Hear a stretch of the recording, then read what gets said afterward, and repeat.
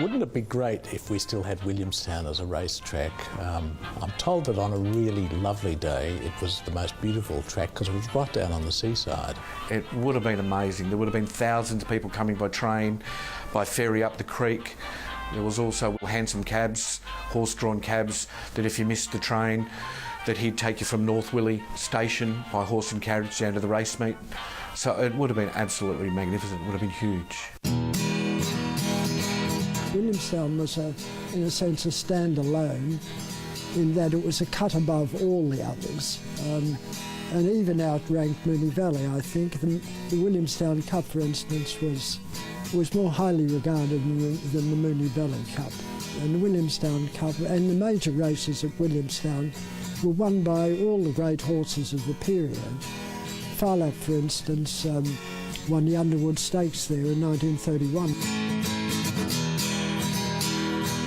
Races like the CF Stakes, a great weight for age race, the JJ Liston Stakes, the Underwood Stakes, and of course the Sandown Cup started its life as the Williamstown Cup. And from very small local beginnings, it became a really significant track in Victoria's racing history, right up to the Second World War.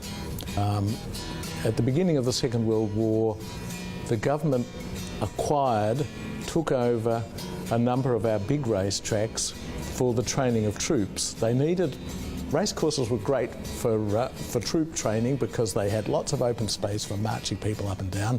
They could accommodate people in the recruits in the old grandstands, and so the government authorities took over both Caulfield and Williamstown racecourses at the beginning of the Second World War. Now, of course, Caulfield eventually resumed as a racecourse. Williamstown never did. First and Second World War, it was used as a staging ground for troops.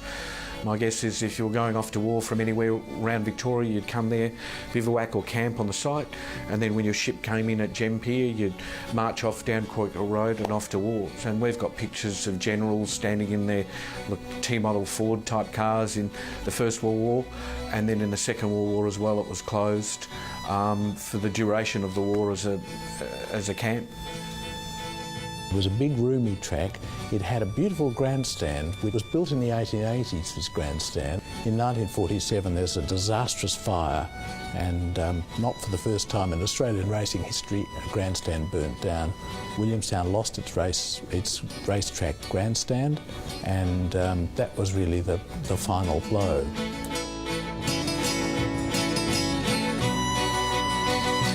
It's a remarkable story, isn't it? There are so many